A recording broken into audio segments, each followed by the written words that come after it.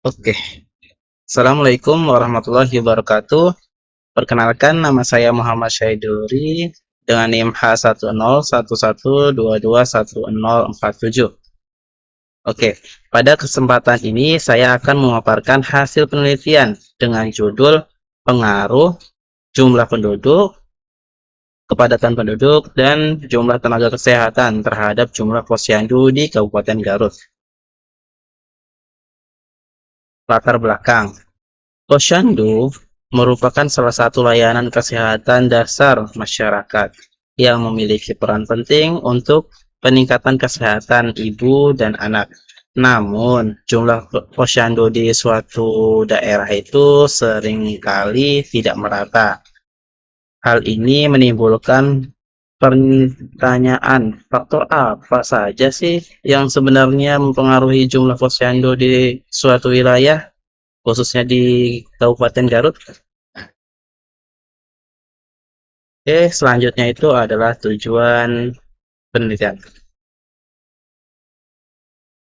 Tujuan penelitian ini adalah menganalisis pengaruh jumlah penduduk, kepadatan penduduk, dan jumlah tenaga kesehatan terhadap jumlah posyandu. Nah, pada slide ini udah ditunjukkan jumlah penduduk itu X1, kepadatan penduduk itu X2, tenaga kesehatan X3, dan posyandu itu sama dengan Y.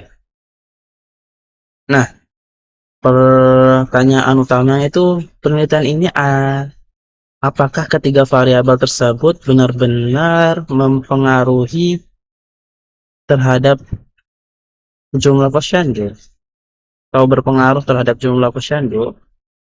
Oke, kita akan bahas. Nah, data penelitian ini bersumber dari PPS Kabupaten Garut melalui laman resminya. Dengan banyak data itu 42 kecamatan. Data yang digunakan mencakup jumlah penduduk, kepadatan penduduk, jumlah tenaga kesehatan, serta jumlah posyandu di setiap kecamatannya. Selanjutnya itu regresi linear berganda. Hubungan antar variabel dalam penelitian ini itu dapat dinyatakan dalam model regresi linear berganda, yaitu Y sama dengan alfa tambah beta 1 X1 tambah beta 2 X2 tambah beta 3 X3. Hasil analisis ini menunjukkan persamaan regresinya itu sebagai berikut, yaitu Y sama dengan 16,568 ditambah 1,288 X1 ditambah 0,003 X2 dan ditambah 0,004 X3. Artinya, setiap kenaikan 1000 penduduk akan menambah jumlah posyandu sebanyak 1,288 unit atau 1 unit lah. Dengan asumsi variabel lain itu konstan. Sementara itu, variabel kepadatan penduduk dan jumlah tenaga kesehatan itu berpengaruhnya itu positif. Tetapi kontribusinya itu sangat kecil. Selanjutnya itu uji asumsi klasik. Nah, terlihat uji normalitas itu menunjukkan residual berdistribusi normal. Nah, yang kedua itu uji linearitas itu untuk X1 itu tidak ada penyimpangan, X2 itu tidak menghasilkan output karena di SPSS itu tidak keluar hasilnya. Dan untuk X3 itu ada penyimpangan dari linearitas.